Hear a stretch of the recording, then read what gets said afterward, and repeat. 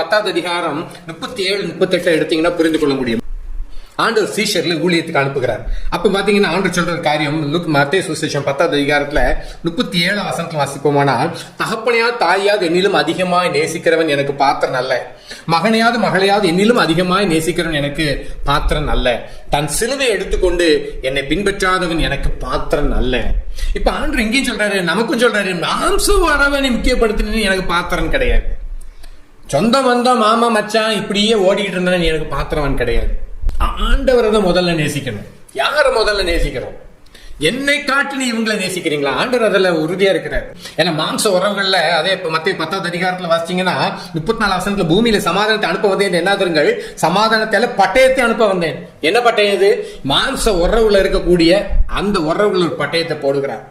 இப்ப நீங்க இயேசு கிறிஸ்துவை ஏற்றுக்கொண்டு அவருக்காக நீ வாழணும்னு நினைக்கும் பொழுது மாம்ச உறவுகள், மாம்சத்தப்படி வாழ்றவங்க உங்களுக்கு விரோதமா எழும்புவார்கள். மாம்சத்தப்படி நிக்கிறவங்களுக்கு பிடிக்காது, அவங்களுக்கு எரிச்சல் வரும். அவங்க நாளைக்கு ரட்சிக்கப்பட்டதுக்கு அப்புறம் புரிந்து கொள்வார்களாம். அது வரைக்கும் ஒரு பட்டயம் இருக்கும் நடுவில். ஒரு பெரிய ஒரு அக்கினியை போட வந்தேனர், பூமியில அக்கினியை போட வந்த, பற்றி எரிய வேண்டும் என்று விரும்புகிறேன். ஏன்னா நம்ம மாம்ச உறவுகளின் சொந்தம் வந்து அந்த கட்டுக்குள்ளேயே கடந்து ஜாதி கீதின்னு கிடக்கிற இடத்துல அதுல ஒரு பெரிய அக்கினியை போடுவார். போட்டுட்டு அங்கே ஆண்டவருடைய அன்பு வந்துடணும், தேவ அன்பு அங்க வந்துடணும், பரலோக அன்பு அங்க வந்துடணும்.